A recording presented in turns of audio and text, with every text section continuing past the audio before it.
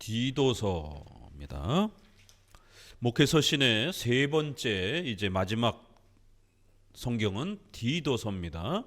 디모데라는 제자에게 에베소 교회를 목회하는 디모데에게 또 교회를 어떻게 성경적으로 보살펴야 되는지를 소개했다라면 이제 그레데의 교회에 있는 또 사랑하는 제자 디도에게 교회를 또 어떻게 운영해야 되는지를 소개합니다. 그래서 디모데 전서 후서와 디도서는 아주 비슷하게 교회론에 대한 중요한 내용들을 담고 있습니다. 그러나 또 디모데 전서와 또 각각의 디도서는 차이점도 있습니다. 특별히 디모데 전서와 이 디도서가 상당히 유사한 그러한 또 성격을 가지고 있습니다. 디도서는 좀 더 짧게 간략하게 표현을 하고요. 목사의 자격, 또 교회의 직분론 이런 부분들도 이렇게 많이 소개가 되지만 특별히 교회의 권직론에 대한 부분들이 아주 좀 더 많이 상세하게 또 이렇게 소개되고 있는 것이 특징입니다. 이단들에 대해서 어떻게 교회는 강경하게 그들을 분별해내야 되는지, 책망해야 되는지, 또 이단은 아닐지라도 교회 안에서 또 성도들이 책망과 훈계를 받을 때에 또 어떻게 그러한 권징의 질서를 또 잘 감당해내야 되는지, 권징을 하는 자로서의 목사의 또 그런 자세, 또 권징을 받는 성도들의 또 그러한 또 자세, 이런 부분들이 총체적으로 또 소개되고 있습니다. 목회서신이라고 하는 이 디도서 함께 또 봅니다. 저자는 사도 바울로 알려져 있고요. 기간은 62년에서 64년 바울의 4차 여행에서 특별히 마게도냐에서 작성한 걸로 또 많이 알려져 있습니다. 핵심 주제 단어들은 장로회, 장로들이라는 단어, 장로정치제도, 교회 직분, 교회법, 치리권, 권징의 중요성, 바른 교훈, 진리의 지식, 교리, 십계명 실천, 교회와 국가의 관계, 신적인 법, 상회인 노회와 총회의 회의체, 교직평등, 이런 단어들이 교회론과 관련해서 굉장히 중요한 단어들이고, 이러한 단어들을 익숙하게 자꾸 이렇게 읽으셔야 됩니다. 이게 장로교가 쓰는 중요한 단어들이기 때문에 내용에 있어서는 각 교회마다 장로 정치를 바르게 확립하여 성경적 유형교회를 완성해야 합니다. 장로 정치는 교회의 대표인 장로들, 목사와 장로에 의해서 이루어집니다. 목사는 성경을 바르게 가르치고 이단을 막아야 합니다. 교회 치리는 교회법에 기초하여 합법적이며 공정하게 진행해야 합니다. 합법적이라는 것입니다. 성경에 기초해야 되고 교회법에 기초하는 거예요. 법적이어야 된다는 거예요. 그리고 공정이란 조금 달라요.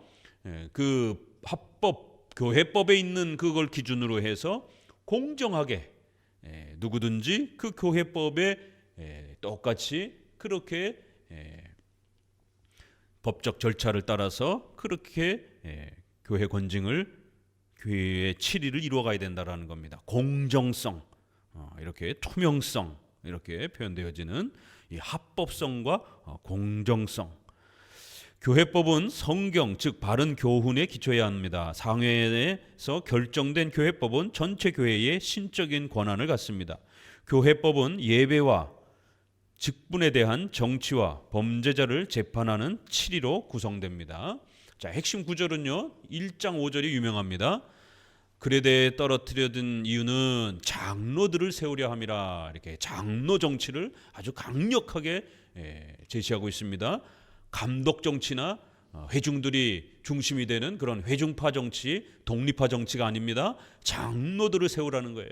장로 중심의 교회를 세우라라고 이렇게 아주 명백하게 장로교회 제도를 소개합니다. 1장 9절에는 바른 교훈으로 권면하라는 거예요. 바른 교리를 잘 가르치는 것, 이것이 바로 교회요 또 목사의 할 일이다. 3장 10절, 이단에 속한 사람은 아주 엄히 책망하고 훈계해야 된다라는 거예요. 자, 그러면 큰 특징과 관련해서 몇 가지를 살펴보면요. 첫째, 장로 정치 제도의 특징. 디도서는 첫 장부터 각성의 장로들을 세우게 하려 함이니라는 표현처럼 장로 정치 제도를 완성하라고 명령합니다. 교회 정치는 유형교회 질서를 바로잡고 예배와 정치가 바르게 진행될 수 있도록 돕는 중요한 사역입니다. 예배와 정치, 교회 질서를 잘 이렇게 세워가는 게 바로 교회 정치입니다. 그리고 디도서가 가르치는 이 정치 형태는 감독 정치나 회중 정치가 아니라 장로 정치 제도입니다. 각 교회는 장로회 제도를 완성하고 교회법을 확립하여 정치와 권징이 바르게 시행되도록 해야 합니다. 교회법은 항상 말씀의 기초에서 만들어야 하며 상회를 통해서 확립된 교회법은 신적인 명령으로 전체 교회를 지배합니다. 이 질서를 무시하고 통일된 교회의 교리를 무시하는 거짓 교사들을 엄중하게 치리해야 합니다. 그레데의 여러 교회들은 개교회 중심으로 존재하는 것이 아니라 통일된 교회법 아래 지배를 받는 장로교회들입니다. 즉 그레데나 에베소 등의 지역 교회는 반드시 각 지역 연합회와 상회인 노회나 전국적 총회 아래 존재해야 합니다. 자, 이러한 장로 정치와 관련된 중요한 단어들이 있죠. 그런 단어들이 디도서에는 어떻게 표현되고 있는가를 잘 들여다보셔야 됩니다. 그래서 이제 여러분이 성경을 읽을 때에 장로들을 세우려 함이라 이런 표현들, 또 한두 번 훈계한 후에 이런 표현들을 읽을 때 이런 표현들이 장로 정치와 어떻게 연결이 되는지들을 부지런히 공부하셔야 돼요. 이거 그냥 가볍게 읽으면 그냥 어느 정도 훈계했다가 이렇게 멀리하라 이러한 정도로만 읽혀져요. 그렇지만 이게 한두 번 훈계라고 하는 이 표현에는 더 깊은 의미가 있습니다. 한 번 훈계하고 바로 내쳐서는 안 된다라는 것이에요. 적어도 복수 여러 번에 걸쳐서 이단의 문제들을 조사하고 살펴야 된다라는 거예요. 장로 정치는 삼심제도를 추구합니다. 그래서 한 번 살피고 나서 바로 내치게 되면 실수할 수 있다는 것이죠. 그렇기 때문에 한두 번이라는 이러한 표현에는 복수적 그러한 재판, 치리를 요구하는 겁니다. 여러 번에 걸친 단회적이 아닌 복합적인, 복수적인 그러한 치리와 훈계를 잘 살피라라라고 이렇게 표현하고 있는 것입니다. 그래서 이렇게 디도서에서 장로 정치와 관련된 중요한 단어들이 어떤 방식으로 어떤 단어로 표현되고 있는지들을 읽어내셔야 돼요. 그래야 이런 표현도 장로 정치랑 연결될 수 있겠구나 이러면서 더 깊은 교회론들을 맛보게 됩니다. 두 번째는 감독파와 장로파의 논쟁 주제. 1장 5절에는 장로들, 그런데 1장 7절에는 감독. 디모데 전서에서도 감독이라는 단어가 나왔죠. 이 두 용어가 한꺼번에 나오는 거예요. 이 용어를 어떻게 이해할 것인가에 대한 논쟁이 있습니다. 로마 카톨릭이나 성공회와 같이 감독 정치를 주장하는 교파에서는 감독이 장로들 위에 존재하는 계급적 표현이라고 말합니다. 그래서 주교가 있고 사제 위에 신부들 위에 주교가 있고 그 주교 위에 대주교가 있고 추기경이 있고 그리고 교황이 있고 이런 계급제의 이러한 주교에 해당이 되는 그런 개념입니다. 감독들은 많은 지역의 신부들을 거느릴 수 있는 이런 식으로 계급적으로 감독이라는 표현을 이해합니다. 하지만 장로교는 목사의 사역적 특징에 대한 다양한 호칭으로 해석합니다. 목사와 목자는 돌보는 사역의 특징이며 감독은 치리와 재판, 다스림의 사역이며 교사는 성경과 교리를 가르치는 사역이고 장로는 교회의 어른이라는 의미를 담고 있는 겁니다. 이렇게 사역과 관련된 다양한 특징을 표현하는 단어지 이게 계급을 나타내는 그 어떤 의미도 없습니다. 성경에 감독이 장로들보다 더 높다 이런 표현은 어디에도 없습니다. 이건 로마 가톨릭이 지어낸 겁니다. 계급적인 게 아니라 그 목회 사역의 특징별로 목사님을 여러 표현으로 부르는 그런 표현이라는 겁니다. 디도서 본문은 디모데 전서처럼 장로와 감독이라는 표현을 두 직분이 아니라 같은 목사 직분을 다르게 표현할 뿐입니다. 그 어디에도 감독이 장로보다 높다는 계급적 표현이 없습니다. 감독의 지배권은 중세 시대로 들어서면서 생긴 교회 제도의 변질입니다. 자, 1장을 우리 한번 본문을 한번 보도록 합니다. 본문에서는 먼저 어떤 표현과 단어들이 디도서에서 이제 시작하고 있는가? 자, 1장을 보시게 되면 1절부터 읽어봅니다. 하나님의 종이요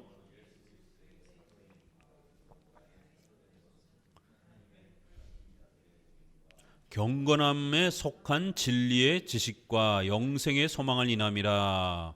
먼저 복음을 이야기하면서 하나님의 택하신 자, 예정론이 소개가 되고 그들에게 주신 그런 믿음, 그 믿음은 어떤 내용이냐면 경건함을 만들어주는 진리의 지식. 이런 단어들이 이제 이렇게 배치되는 거 눈에 보이죠? 이런 것도 그냥 가볍게 읽었지만 우리 개혁파교회가 중요하게 여기는 그러한 신앙의 표현들이 이렇게 짜임새 있게 잘 구성이 된 겁니다. 진리의 지식, 믿음을 뭐라고 말합니까? 경건함, 하나님을 사랑하고 경외하고 하나님을 의지하는 이러한 경건함을 만들어주는 지식, 이렇게 표현하는 거예요. 믿음이란 이렇게 하나님을 경외하는 경건함을 만들어주는 그러한 진리의 지식, 성경에 대한 지식, 성경에 대한 이해로부터 그런 믿음이 만들어진다라는 거예요. 그러한 믿음은 우리가 천국에 가보지 않았지만 예수님의 이러한 또 육체를 보지 못했지만 영생을 소망하면서 그렇게 우리의 미래를 바라보며 살게 된다라는 거예요. 3절 읽어봅니다. 자기 때에 자기 말씀을 전도로 나타내셨으니 이 전도는 우리 구주 하나님의 명대로 내게 맡기신 것이라. 같은 믿음을 따라 된 나의 참아들 디도에게 변제하노니. 이렇게 이런 복음은 어떻게 전달이 된다고요? 말씀을 전도하는 방식으로 나타난다라는 거예요. 성경에서 전도 그러면 우리 성도들이 전도지 돌리는 거 이런 개념이 아닙니다. 이거는 말씀을 전하는 설교의 개념이에요. 설교의 개념이 강합니다. 말씀을 가르치는, 전해주는 그런 방식으로 말씀을 깨우쳐주는 그러한 설교의, 전도의, 교육의 이런 방식으로 나타내셨으니 이 말씀, 이 설교는 바로 나에게 맡기신 것이다. 이러면서 기독교 신앙의 중요한 원리가 요 몇 구절 안에 아주 엑기스처럼 딱 깔끔하게 소개가 되죠. 그렇기 때문에 교회는 말씀을 가르치는 곳이 되어야 된다는 거예요. 목사는 병치료하고 정치활동하는 이런 존재가 아니라 성경을 가르치는 성경의 교사 역할을 해야 된다는 것을 명심하셔야 됩니다. 교회 와가지고 막 찬양을 10시간씩 부르고 수많은 그런 퍼포먼스들을 하고 수많은 행사들을 하고 교회가 이러한 사회복지시설처럼 돼버렸습니다. 교회는 그런 곳이 아닙니다. 그건 구청이나 이런 시청이나 이런 사회복지센터라든가 이런 데서 얼마든지 가능한 겁니다. 교회는 그 많은 시간을 예배하고 성경을 가르치는데 온 힘을 기울이는 거예요. 그리고 복음을 전하는 이 일을 하는 겁니다. 교회의 정의, 거룩한 공교회와 성도가 서로 교통하는 것과 사도신경의 이 두 고백 잊으시면 안 됩니다. 교회는 절대로 건물이 아닙니다. 교회는 성도들인 거예요. 하나님의 택한 백성들, 공교회. 공교회라는 말은 공무원 할 때 공자예요. 사적인 그런 단체가 아니라는 거예요. 사적인 것의 반대말이에요. 하나님의 나라를 일구어가는 공적인 이 하나님의 나라에 참여하는 택한 백성들이 모이는 곳, 그들이 교회라는 겁니다. 그리고 이 땅에서 그들은 유형교회로 보이는 조직과 질서를 갖춰서 예배하고 설교를 듣고 전도하는 이러한 유형교회를 이루는 거예요. 성도의 교제. 성도의 교제는 4가지 정도 기억하라 그랬죠. 예배의 교제. 성도들은 어떤 식으로 교제하는가? 레크레이션하고 고춧가루 팔고 여전대회가 참기름 팔고 이러면서 교제하는 게 아니라 예배로 하나 될 때 어마어마한 영적 교제를 나누는 거예요. 또 그 예배는 바로 말씀을 배우는 걸 중심으로 하는 겁니다. 그리고 또 성찬의 교제, 그 다음에 정치, 바로 권징의 치리와 교회 정치의 질서 아래 교제하는 겁니다. 같은 법을 함께 존중하고 그 질서를 따를 때에 교제가 일어나는 거예요. 법을 지키지 않으면 무질서가 발생하는 겁니다. 법을 존중해야 되는 거예요. 법적인 교제인 거예요. 우리는 마지막은 물질적인 헌금의 교제. 우리는 국가로부터 그런 돈을 받는 공무원이 아니기 때문에 성도들이 순수하게 자원해서 그렇게 헌금을 통해서 교회의 이 모든 부분들을 세워가고 또 전도와 선교 사역에 필요한 모든 또 물질적 필요들을 공급하고 가난하고 어려운 이웃들을 돕는 이러한 일들을 한다라는 거예요. 이게 교회라는 겁니다.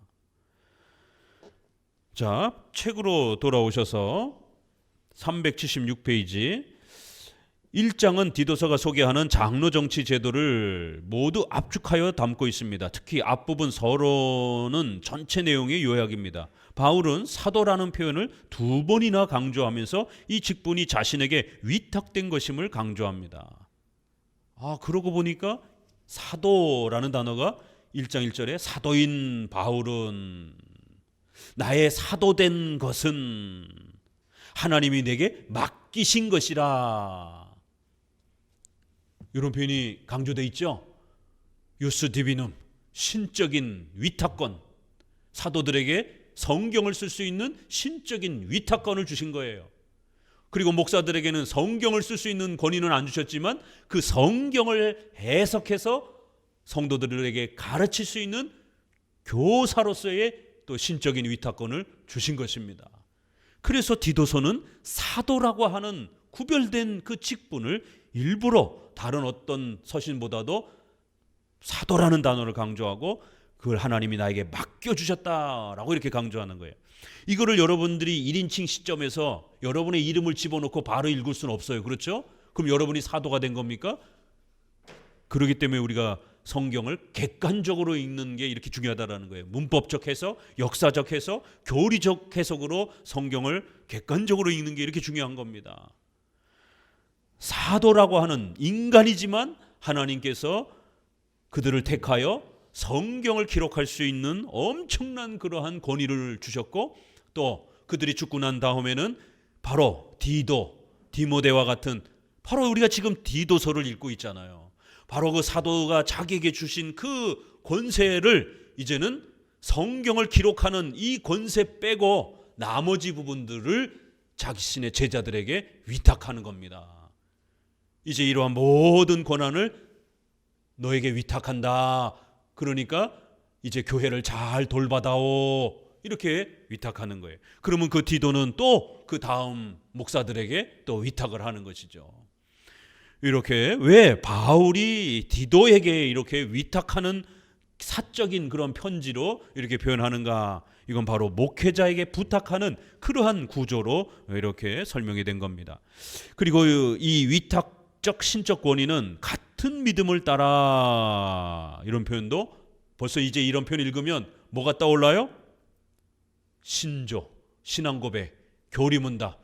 우리는 반드시 신앙고백이 웨스트민스터 신앙고백이라고 하는 통일된 신앙의 교리 규범 아래에서 해석하고 그렇게 신앙생활하고 교회를 운영하고 참여하는 겁니다. 같은 믿음, 같은 교회의 정치에 대한 그 고백, 교리, 정치, 생활이 같아야 되는 거예요. 그래야 같은 교회에 다닐 수가 있는 겁니다. 교리, 정치, 생활이 틀리면 같은 교회를 구성할 수 없습니다. 서로 충돌이 일어나게 되고 싸우게 되고 다투게 됩니다. 그래서 적어도 같은 믿음을 따라 목사인 디도에게 주어진 것임을 제시하였습니다. 그리고 이 통치의 권위는 각성 장로들에게 동일하게 계승되는 것입니다. 하나님께서는 유형교회를 세우시고 장로인 목사가 설교하는 전도의 질서와 교회의 부족한 일을 바로잡는 교회 정치를 행하도록 하셨습니다. 이런 목적 때문에 하나님께서는 각성의 장로들을 세우라고 엄히 명령하셨습니다. 장로 정치 질서는 하나님께서 명령하신 가장 성경적인 교회 제도인 겁니다. 교회의 부족한 일들을 바로잡아야 된다는 거예요. 이 일을 위해서 장로들이 세워져야 된다는 거예요. 회중들 전체가 교회의 이런 행정에 중요한 부족한 일들을 케어하고 다스리는 게 아니라는 거예요. 바로 교회의 이 부족한 일들, 교회가 처리해야 되는 이런 중요한 일들, 이런 일들은 교회의 대표자들인 장로들이 이 교회의 이러한 여러 행정과 다스리는 일들을, 부족한 일들을 바로잡으라는 것이에요. 이게 바로 장로 정치의 중요한 표현들입니다. 목사는 사회정의나 인권을 만드는 것이 자도 아니요 신비체험이나 환상을 추구하는 자도 아닙니다. 목사는 오직 하나님의 말씀을 가르치는 하나님의 청지기, 그래서 이런 청지기라는 단어가 이제 또 이렇게 나옵니다. 이 청지기라는 단어를 회중파와 독립파 사람들이 굉장히 많이 강조해요. 목사나 우리 성도나 모두가 다 하나님 앞에 봉사하면서 똑같은 청직이지, 왜 목사가, 장로가 그런 구별된 권위를 자꾸 행사하려고 하느냐, 그건 교권주의다 이러면서 봉사직 이럴 때 청직이라는 단어를 또 이렇게 많이 강조합니다. 만인 제사장만 강조를 하는 거죠. 그러나 성경에는 구원론에 대해서는 만인 제사장이 있지만 분명히 교회론 질서에 있어서는 질서적 차이가, 직분이 구별되는, 치리하고 다스리는 자와 복종하는 자가 구별되어 있는, 그래서 감독이라고 하는, 이 비숍이라고 하는 굉장히 무거운 단어를 사용하는 겁니다. 복종, 순종, 치리, 이런 단어들이 나오는 거예요. 이건 굉장히 무거운 단어들이잖아요. 그래서 이렇게 균형을 항상 이루어야 되는 거예요. 그래서 이러한 신적 위탁권을 갖고 있다 할지라도 목사들은 자신들의 어떤 계급적 높음을, 또 혈통적 우월함을, 이런 거를 계급적으로 자랑하기 위한 그런 권위가 아니라 하나님께 봉사하기 위한 그러한 목적으로 청지기로 세워져 있는, 말씀을 봉사하기 위한 그런 청지기라는 거예요. 합법적으로 목사가 되기 위해서는 진리의 지식 1절, 바른 교훈, 교리 9절 를 바르게 배워야 합니다. 정통 기독교 신학인 개혁주의 신학을 바르게 배워야 합니다. 그리고 인격적인 부분에서 검증을 받아야 합니다. 내적 소명도 중요하지만 교회와 신학교, 노회로부터 자격을 검증받는 공적인 외적 소명도 중요합니다. 이게 회중파와 독립파는 뭐예요? 자유, 개인의 자유, 개교회의 자유, 이것만 강조하다 보니까 목회자가 소명을 받을 때도 어떤 일이 벌어집니까? 개인의 소명만 강조하는 거예요. 내가 하나님 앞에 부름받았다라고 그렇게 강력하게 주장을 하면 어떻게 주변 사람들이 어떻게 간섭할 적이가 없잖아요. 회중파 독립파는 불간섭주의니까 남이 나의 신앙 간섭하지 말라라는 거예요. 타교회가 자기 교회를 간섭하지 말라라는 거예요. 불간섭주의이기 때문에 대부분의 목회자의 소명도 개인적 소명, 내적인 소명만 의지할 수밖에 없습니다. 그러나 우리 장로교는 내적인 개인의 소명도 중요하지만 반드시 목사님 추천, 교회의 추천을 받아야 돼요. 목회자가 되는 첫 번째 테스트는요, 본인이 오랫동안 몸담고 있었던 그 교회의 성도들이 저 사람은 목회자감이 아니야, 그러면 절대로 추천하면 안 됩니다. 그런데 성도들이 보기에도 어려서부터 공부도 착실하게 잘하고 공부에 재능이 있어요. 그리고 남달리 다른 그런 또래의 아이들보다 굉장히 그런 인격이라든가 경건의 이런 모습이 아인데도 불구하고 중고등학교 때부터 성경 읽는 걸 좋아하고, 다른 아이들보다 유독 기도도 더 이렇게 잘하고, 예배 드리는데 다른 아이들은 수요배도 빠지고 그러는데 수요배도 착실하게 잘 나오고, 이런 모습들이 두각을 나타내는 겁니다. 그러면 주변에 어른들이 보기에도 이런 애들은 정말 잘 키워서 우리 다음 세대 전도사님, 강도사님, 목사님으로 이렇게 참 훈련시켰으면 좋겠다. 성도들이 저절로 알아봅니다. 이렇게 성도들로부터 추천을 받지 못하면, 객관적으로 추천받지 못하면 첫 번째 테스트 통과하지 못합니다. 성도들이 추천을 할 때 그 성도들을 대표해서 목회자가 추천서를 써주는 거예요. 그래서 우리 신학교에서는 목회자, 개교회의 목사 추천서가 굉장히 중요합니다. 그거 없으면 신학교 입학이 안 됩니다. 왜요? 이 사람이 어떤 사람인지 알 수가 없잖아요, 신학교에서는.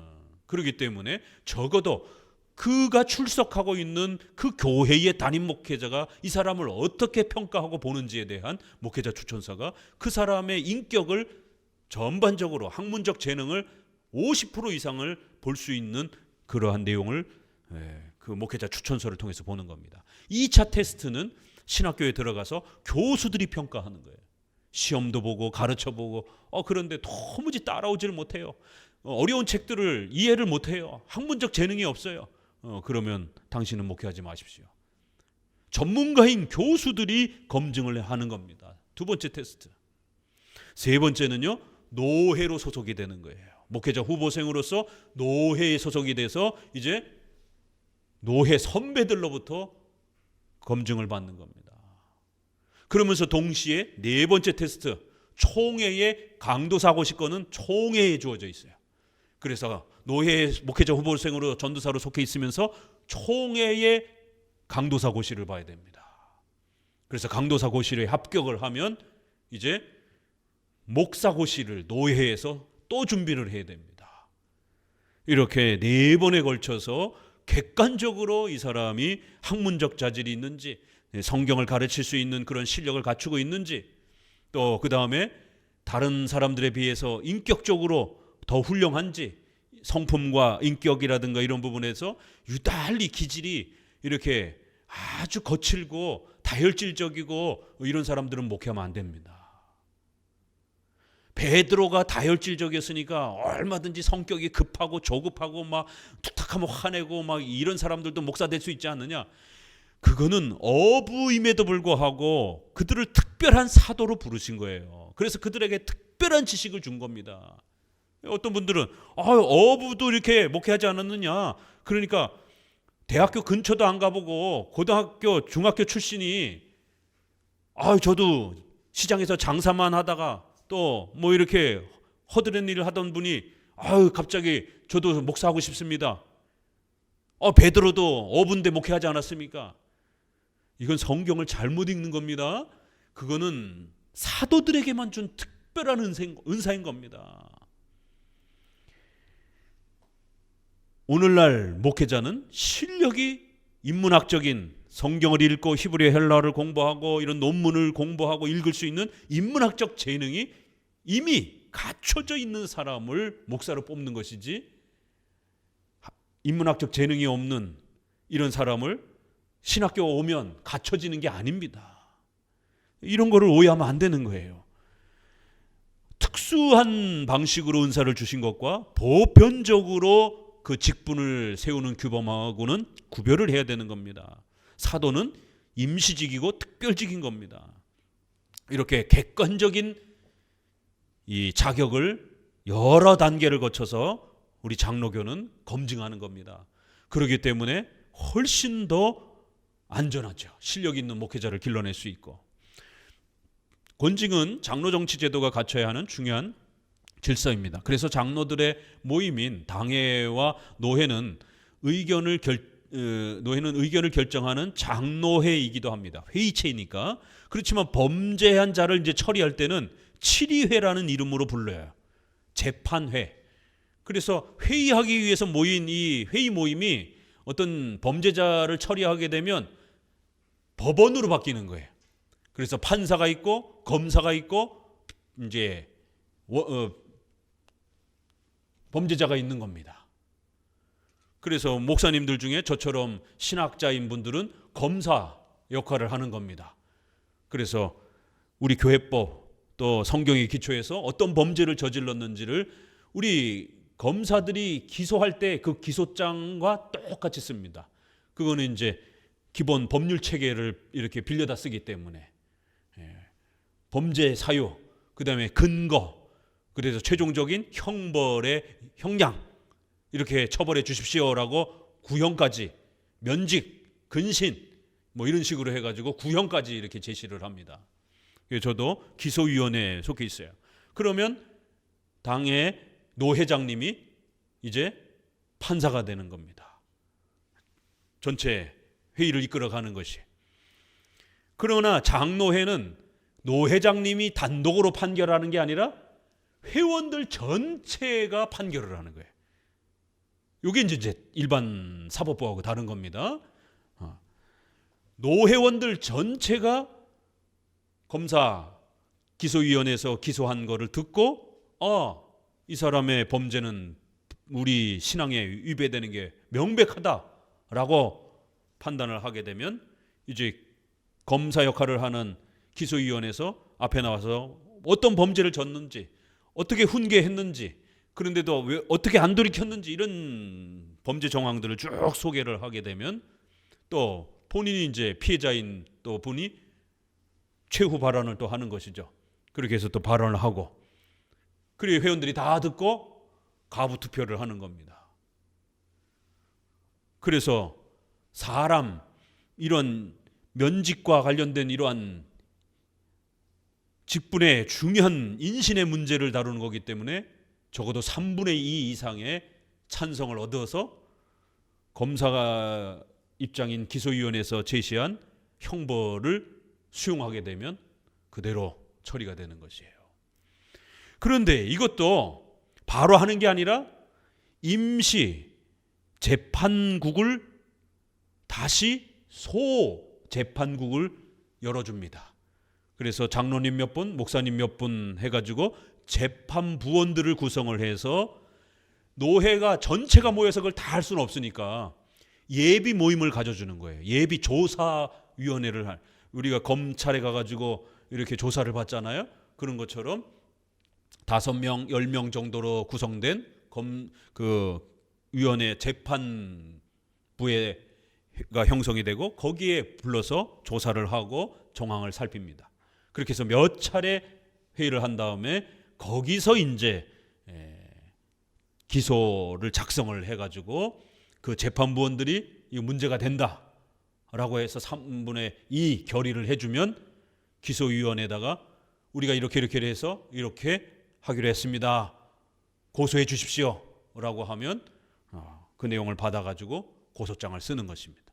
그렇게 해서 본회의, 우리 국회에도 보면 본회의가 있잖아요. 소위원회 역할을 하는 거예요. 법사위원회처럼 이렇게 소위원회에서 먼저 모여가지고 충분히 사건을 심리하고 나서 회원들 전체가 모였을 때 이제 재판을 하는 겁니다. 그래서 일반 사법부와 비슷한 성격도 있지만 장로회는 장로회 전체가 이 재판회로서 그렇게 모인다라는 겁니다.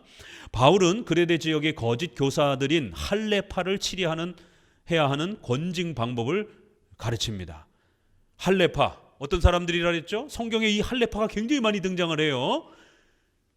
유대인인데 기독교로 넘어왔어요. 그런데 완전히 개종한 게 아니라 유대교와 기독교를 짬뽕한, 그래서 믿음도 가져야 된다. 그렇지만 구약의 전통인 할례도 행해야 구원을 얻는다. 그러니까 종교적인 행함과 믿음을 플러스해서 믿음 반 행위 반 이런 식으로 가르치는 자들을 할례파, 유대적 기독교인들 이런 식으로 표현을 한 겁니다.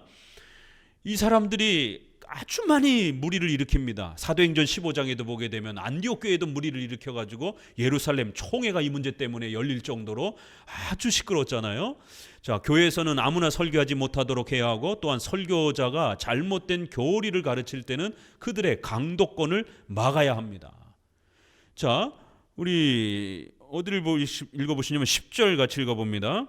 불순 10절 11절 같이 읽어봅니다. 복종치 아니하고 헛된 말을 하며 속이는 자가 많은 중 특별히 할례당 가운데 심하니 저희 입을 막을 것이라. 이런 자들이 더러운 일을 취하려고 마땅치 아니한 것을 가르쳐 집들을 온통 엎드러 치는도다. 무서운 말이 있죠. 성도들이 목회자 설교 잘못 들으면 어떤 일이 벌어진다고요? 여러분 집안 망한다라는 거예요. 마땅치 않은 것을 가르쳐서 올바른 기독교의 이 정통 기독교 교리가 아닌 걸 가르쳐가지고 집안이 온통 망가진다라는 거예요. 금욕주의, 엄격주의에 한번 빠져보세요. 평생 가난하게 사는 거를 마치 최고인 것처럼 청빙론을 극단적으로 그렇게 강조하는 중세시대의 이런 프란체스코, 그 유명한 부자 있잖아요. 다 버리고 가난한 자들에게 주고 그렇게 산속에서 기도하다가 갑자기 손발에 상처가 생겼다라고. 가톨릭에서 믿거나 말거나. 그렇게 청빈 수도사들 사막에 들어가가지고 우리가 중세 수도 보면 그 사막에 그 산속에 절벽에 어떻게 저기다 건물을 졌을까 할 정도로 그런 데다가 쳐놓고 농사나 지으면서 그렇게 사는 것이에요. 이 세상은 더러운 것이다라는 거예요. 가정도 갖지 말고 성도 더러운 것이다라는 거예요. 이 할레파, 율법주의적 아주 종교적 이런 율법주의자들, 또 그 다음에 디모데전서 4장에 있었던 것처럼 성을 더럽다 그러고 결혼을 더럽다 그러고 음식을 못 먹게 하는 의식주와 관련된 돈을 더럽다라고 취급하는 이런 금욕주의자들, 염세주의자들, 중들처럼 산속에 들어가서 그렇게 사는 중들하고 수도사들하고 비슷하잖아요. 그런데 오늘날 개혁주의, 청교도를 부르짖는 사람들 안에도 이런 엄격주의자들, 청빈 강조하면서 이렇게 금욕주의를 강조하는 이런 분파들이 극단적 하이퍼 칼비니즘, 하이퍼 청교도들이 있기 때문에 굉장히 또 조심하셔야 됩니다. 개혁주의라고 다 같은 개혁주의가 아닙니다. 또 더러운 일을 취하려고 한다라는 거예요. 디모데전서에도 보게 되면 자기들의 배를 불린다. 이런 자들은 또 어떤 자들이? 기복주의. 복받아라, 복받아라, 복받아라 이러면서 결국 성도들로 하여금 많은 헌금들을 강탈하게 하고 성도들의 헌금 뺏어가지고 결국 자기들의 배만 채우는 겁니다. 더러운 이득을 취하려고 하는 이런 자들, 복음을 그렇게 돈으로 바꾼 자들, 기복주의, 복음을 무슨 이상한 환상 체험으로 바꾼 자들, 영지주의자들, 천사를 숭배하고 골로새서에 보게 되면 자기가 천사를 봤다고 그러면서 이상한 음성을 들었다고 예언하고 이런 영지주의자들, 은사주의자들, 신비주의자들, 바리새인들처럼 꼬박꼬박 그렇게 새벽 예배부터 시작해가지고 모든 이러한 그 종교적 이러한 엄격한 종교적 행위들을 금식부터 시작해가지고 이러한 수많은 종교적 행위들을 몰아치는, 그리고 그런 거를 하고 있으면 자기가 마치 경건한 신자가 된 것처럼 이런 율법주의자들, 형식주의자들, 이 오늘날 복음이 아닌 이런 잘못된 형태가 얼마나 많습니까? 저희의 입을 막아야 된다라는 거예요. 교회 안에서 그런 목사들이 설교하지 못하도록 얼마나 강경한 표현입니까? 입을 닥치게 해야 된다라는 거예요. 그런 목사들이 절대로 설교하게 내버려두면 안 된다라는 거예요. 오늘 우리에게 적용하면 어때요? 성도들 유튜브 설교 함부로 막 이상한 거 막 들으시면 안 됩니다. 옛날에는 거짓 목사들이 여기저기 돌아다니면서 그렇게 집집마다 돌아다니면서 유혹을 했다라면 오늘날은 성도들이 컴퓨터에 앉아가지고 이것도 들어볼까? 저것도 들어볼까? 물론 좋은 그 유튜브 이런 내용들은 참고할 필요가 있습니다. 그러나 그것도 지도를 받아가면서 이것저것 이상한 거 막 들어보면 안 됩니다.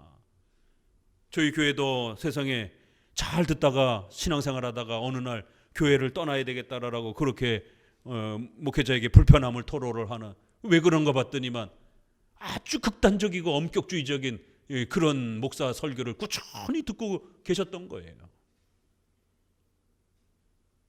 그러니 그런 엄격주의에서 우리 장로교의 입장을 보게 되면 느슨해 보이는 것이죠.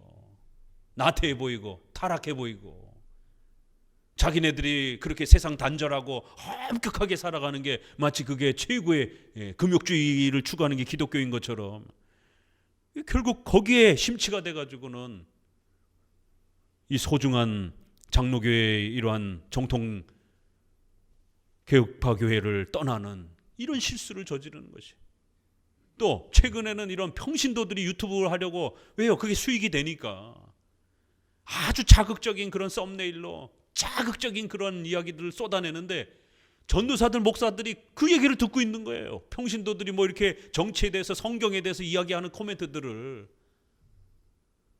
그리고는 그러한 내용들이 목회자와 대화 속에서 이렇게 충돌을 일으키면서 결국 상담하는 과정 속에 부딪히게 되는, 어디서 이런 사고를 했나 이렇게 추적해 보게 되면 이상한 아주 그런 극단적인 유튜브들 듣고 거기선 그렇게 얘기하시던데요, 뭐 이런 식으로.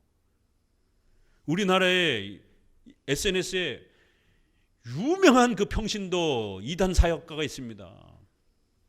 회원이 수만 명이에요. 결국 그분 문제가 될 줄 알았어요. 한국 교단으로부터 이단 시비가 결국에는 붙었습니다. 그래서 이단 조사하기 시작하면서 가까스로 신학 교수들과 또 담임 목사님의 지도를 받겠다라고 하는 그러한 절충안을 통해서 가까스로 이단 확정은 안 됐지만 이단적 그런 위험성이 있다라고 교단으로부터 주의를 받는. 근데 수많은 사람들이 거기 가가지고 자문을 구하고 답을 얻고 평신도인데 한국 교회가 이렇게 망가진 겁니다. 성경을 가르치고 신학을 연구하고 이런 게 얼마나 어렵고 힘든 일인데 이거를 평신도한테 듣는다고요? 그러면은 목사와 신학자가 뭐가 필요했습니까? 책 좀 어느 정도 읽었다라고 세상에 그렇게 평신도한테 자문을 구해가지고 교회 문제와 신학에 대한 이런 문제들을 갖다가 방향을 잡으면 어쩌자라는 것이에요. 이런 한국 교회의 이러한 엄청난 혼란들, 9절에도 보니까 믿본 말씀의 가르침을 그대로 지켜야 하리니 능히 바른 교훈을 권면하고 거스려 말하는 자들 책망하게 하려 합니다. 목사는 이렇게 성경 말씀을 잘 출중하게 바른 교훈을 잘 무장하고 있어서 그거를 잘 가르치고 그대로 또 목회자가 가르친 대로 실천하고 앞에선 성도들 보고 하라고 설교해놓고는 본인은 안 하는 거예요. 이런 경우들이 얼마나 많습니까? 개혁주의 목사들도요, 참 부끄럽고 창피스럽고 참 민망하지만 개혁주의에 대해서 아주 현란하게 이야기하는데 정치 부분에서는 동성애와 차별금지법과 이런 부분들을 이야기하는 거예요. 나는 동성애는 반대한다. 그런데 그걸 입법화하려고 하는 진보 정당을 아주 적극적으로 옹호하고 추천하고 성도들에게 그 정당을 옹호하라라고. 말과 행동이 다르잖아요. 본인은 동성애 반대한다라고, 차별금지법 반대한다라고. 근데 그거를 찬성하는 정당을 적극적으로 추천하고 선거로 그렇게 초대하고 지도자로서 추천을 하면 어쩌자라는 거예요. 그들이 그 법을 만들고 있는데 앞뒤가 다르잖아요. 앞부분에서는 청빈하게 살자라고 그래놓고는 뒤로 가서는 온갖 부귀영화를 다 끌어안고 있는, 이러면 어쩌자라는 거예요. 자신이 가르친 그 말씀을 그대로 지켜야 하니 얼마나 멋있는 표현입니까? 완벽하게는 아니더라도 그렇게 살아가려고 애쓰고 최소한 그러한 방향성을 갖고 있는 그런 개혁주의 신학자와 목회자가 귀하다라는 겁니다. 자기가 죄라라고 설교한 그런 내용을 뒤로 가가지고 거기에 참여하고 있으면 어쩌자라는 겁니까? 죄라고 설교했으면 평생 그걸 멀리하고 살아야 되는 겁니다. 그래서 장로교 목사가 힘든 거예요. 여자 목사를 우리는 죄로 그렇게 교리적으로 가르칩니다. 장로교에서는 하나님이 인정하지 않은 것이다라고. 그렇기 때문에 여자 목사들과 어울릴 수 있는 어떤 여러 행사들과 또 거기 가면 돈을 또 이렇게 많이 줄 수 있는 수많은 그런 기회들을 장로교 목사들은 조심하게 되는 거예요. 저도 많이 이렇게 추천이 옵니다. 신학 교수 그러니까 저희 이번에 이런 일들 하는데 좀 같이 한번 해주실래요? 이름 좀 올려주실래요? 뭐 하는 단체인가 이렇게 해서 봤더니 거기 뭐 이렇게 여자 목사들이 중심이 돼가지고 막 이런, 안 되겠습니다. 가면 사례비라든가 강사료 이런 부분들이 두둑하게 줍니다. 갈 수가 없잖아요. 평상시에 내가 죄라라고 설교를 했는데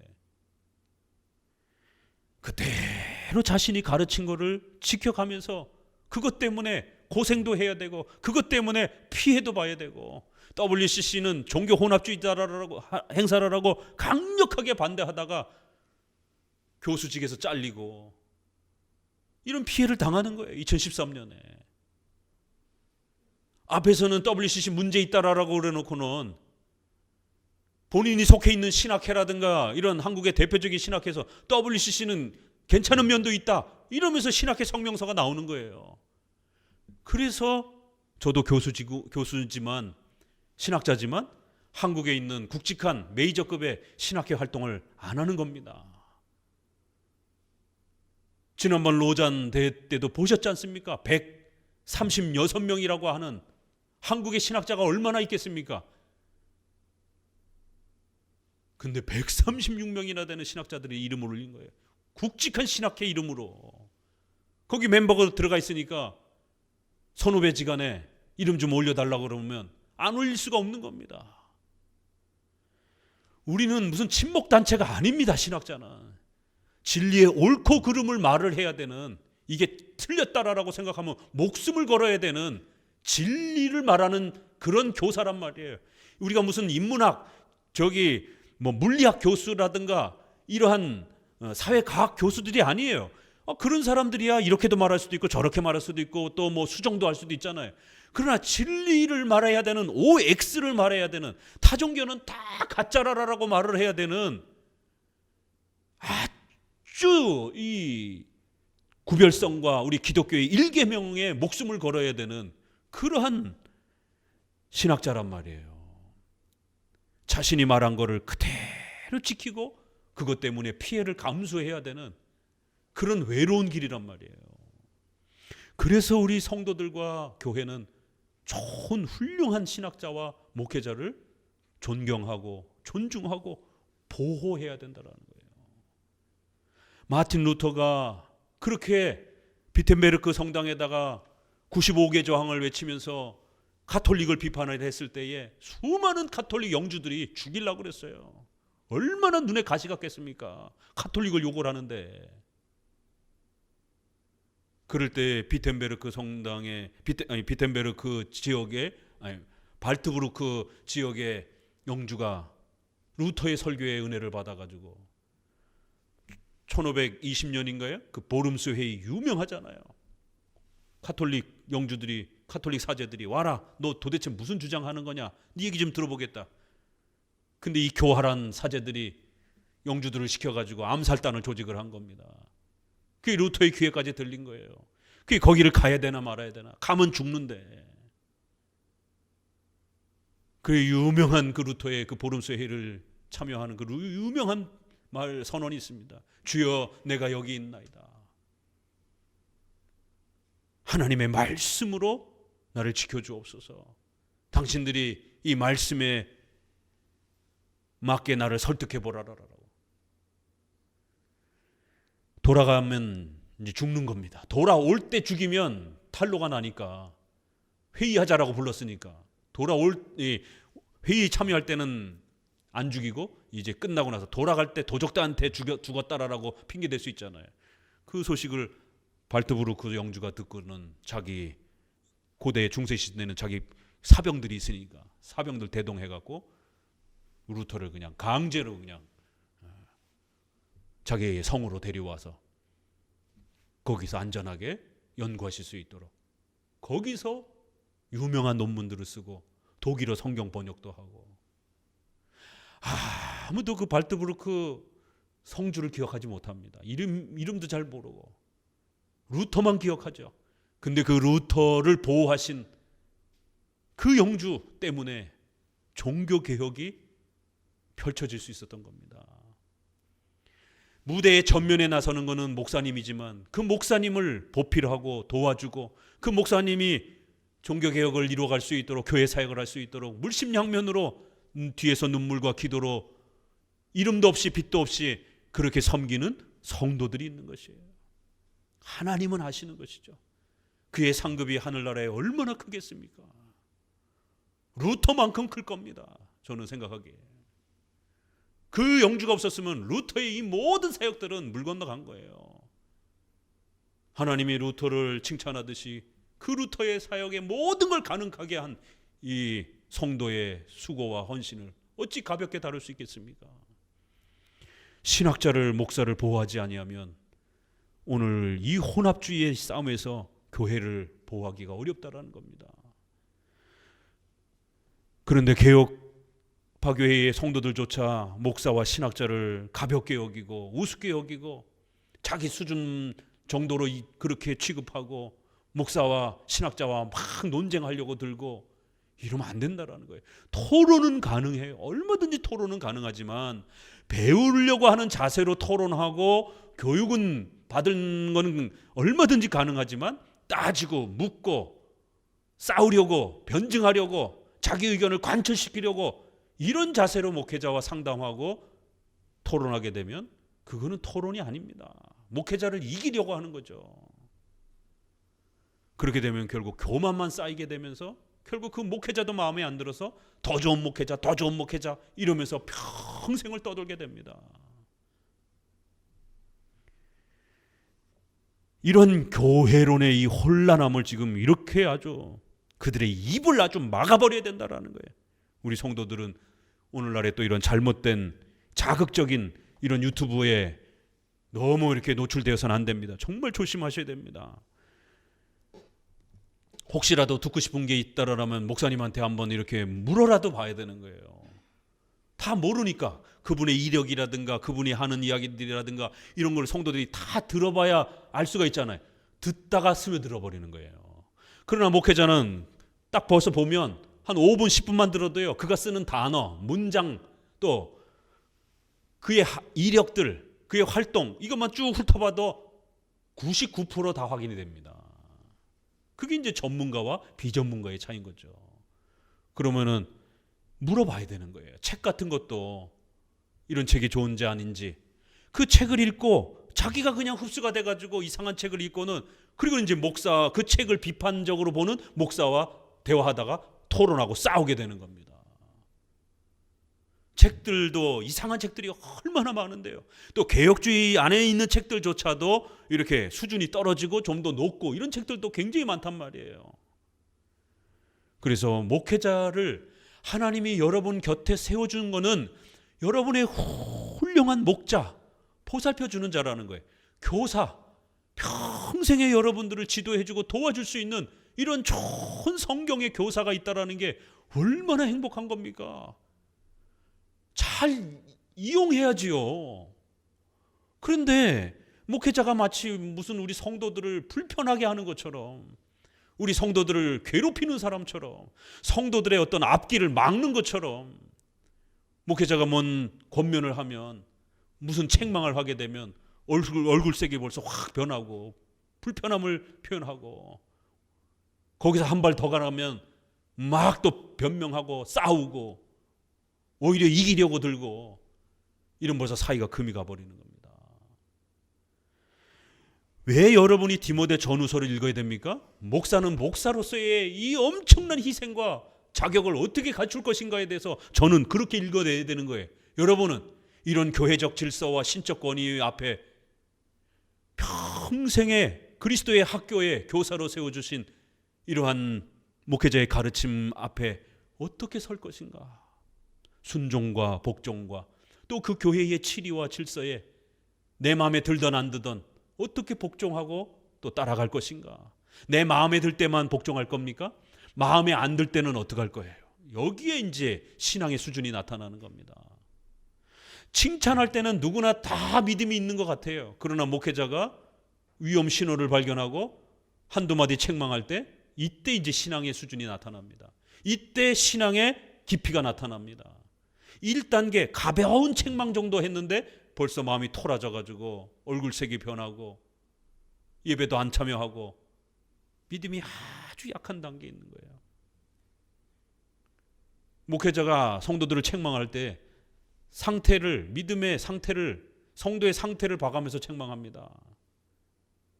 아무나 깊이 있는 정말